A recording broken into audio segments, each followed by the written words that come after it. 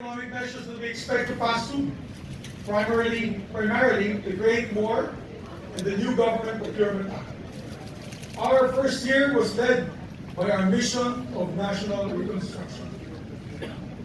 We had to look inwards to assess what we lost during the pandemic and build solutions from there. But in our second year, we could afford to stretch our necks out a bit more, and we could look outward and explore opportunities for bilateral and multilateral cooperation. We could afford to reach out to establish stronger presence on the global stage.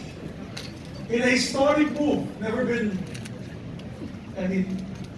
we've never had this man or that level of leadership from Japan. We called the joint session to hear an address from Japanese Prime Minister Ishida Fumio.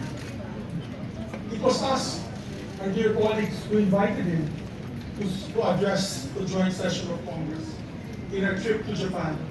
And we had the honor of listening to a message from the former UN Secretary General Ban Ki-moon in this very hall at the invitation of the Senate.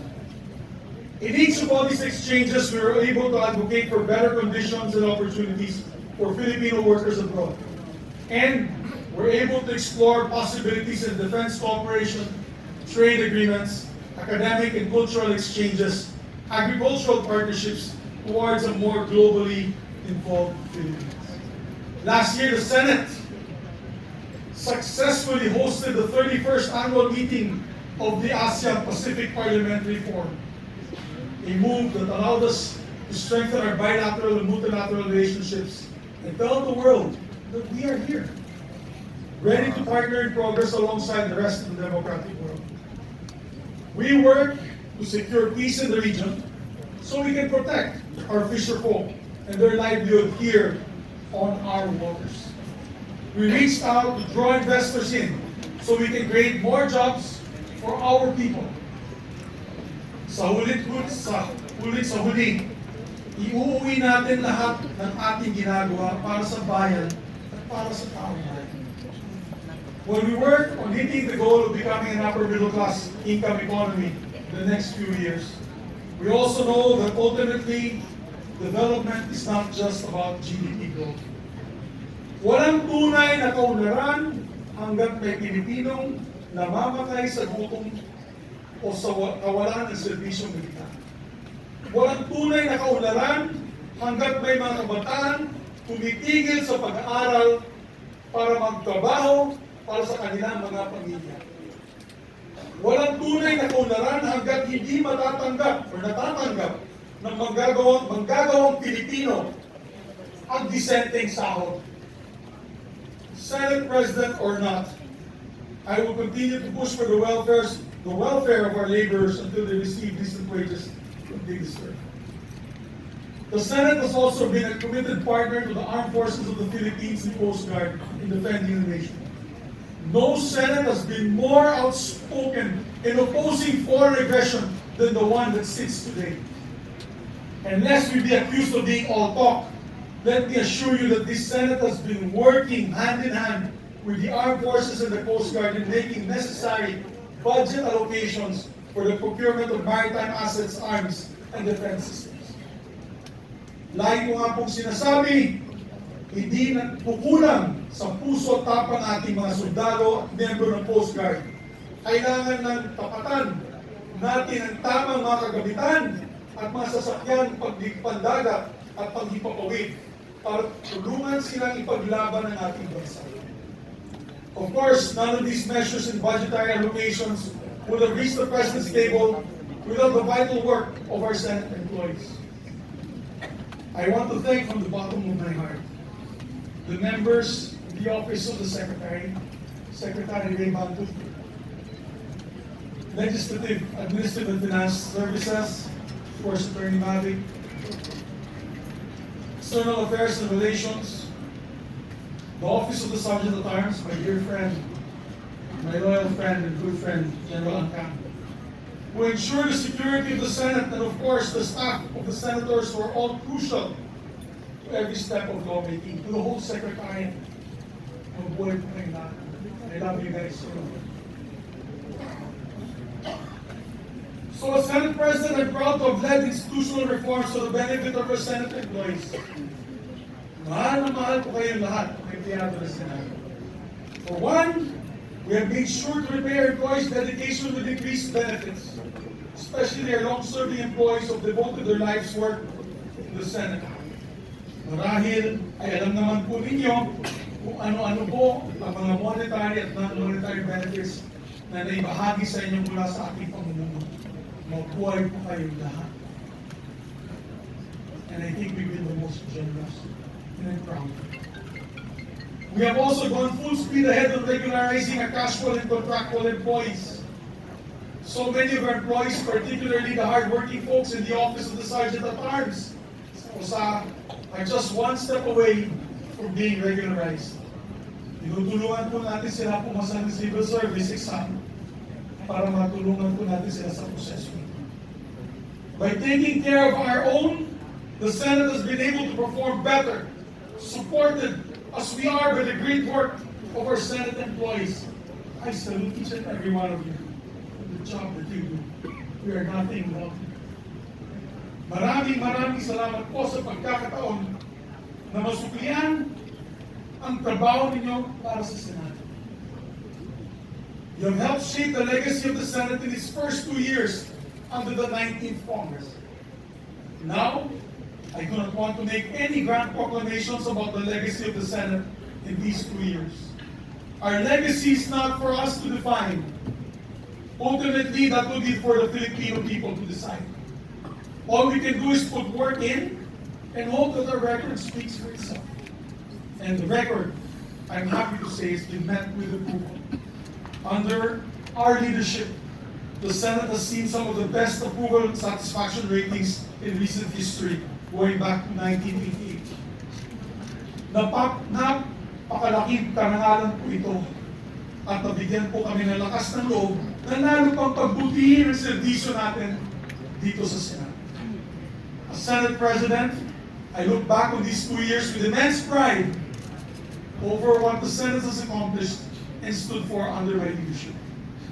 We have been bold and courageous as a Senate, unafraid to call out injustice where we see it, whether in our sovereign seas or within our own government.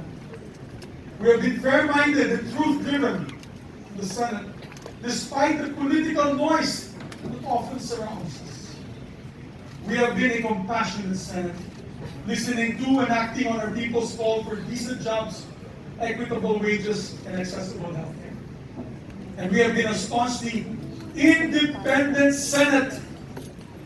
Let me say that again. We have been a staunchly independent Senate, holding strong against all threats against our institution and against very threats to the very foundation of the democracy in which our nation is built. Indeed, these 2 years, I have come to realize that being Senate President is not only about leading the troops, but also putting oneself on the line. If that's what it takes to protect our institution. And so I have put myself on the line to shield the Senate from all attacks, particularly from efforts to diminish the powers of this institution as the country's last bastion of democracy. In January, we fought against the dreaded People's Initiative, which would have destroyed this very institution I'm standing here right now. God knows what I have to do to defend this.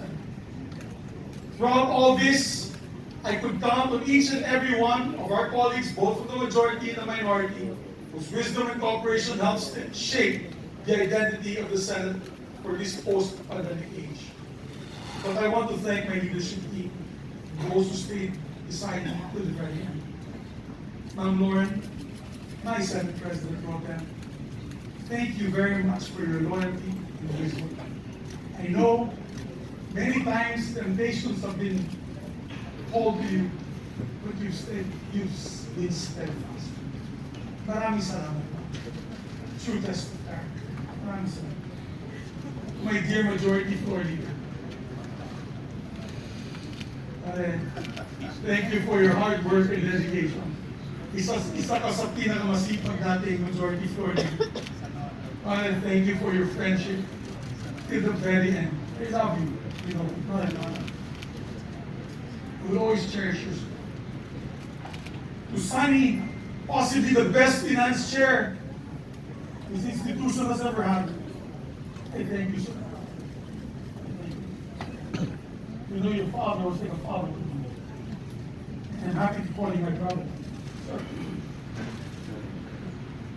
Senator JV, what can I say? Your loyalty, your friendship and hard work, which you helped steer many important measures in this institution. And proud to call you my friend. Nancy,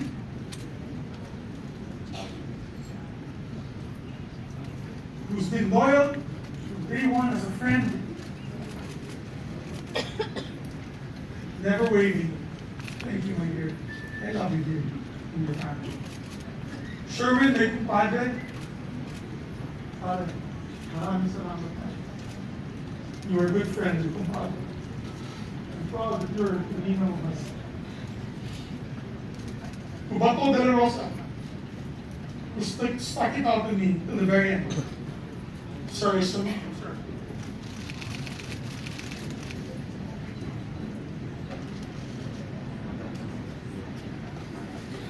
The others, my dear friends, my heart is broken. I am proud to have led a Senate that's been resolute in protecting our institution, our democracy, and our people. Being an independent leader, I gave way for each member of the Senate also to be independent and to come to decisions through collaboration rather than direction. I have never dictated my position on any of you, you know that. I've always supported your independence, which is probably why I face my demise. I failed to follow instructions from the powers that be. Simple as that. I've listened to all my colleagues throughout my Senate presidency, and again, I listen to them today. As we head into a new period for the Senate, I fought the good fight. If I've ruffled some feathers in doing so, then so be it. Hindi ko tinanggap ang pagiging Pangulo ng Senado para lang hayaan na bumagsak ito. Today, I offer my resignation as Senate President for the Republic of the Philippines. And upon stepping down, I vow to serve as an independent member of the Senate. My allegiance as ever belonging only to the Filipino people. I lead with my head held high, knowing that I did what is right for the Senate and for the nation. I wish our new leadership the very best, and I pray that they will be steadfast in upholding the independence of this beloved institution. I will remain vigilant to make sure that the traditions and the rules of the Senate will remain steadfast. Once again, maraming salamat po. Mabuhay ang Senado, mabuhay ang Republika ng Pilipinas.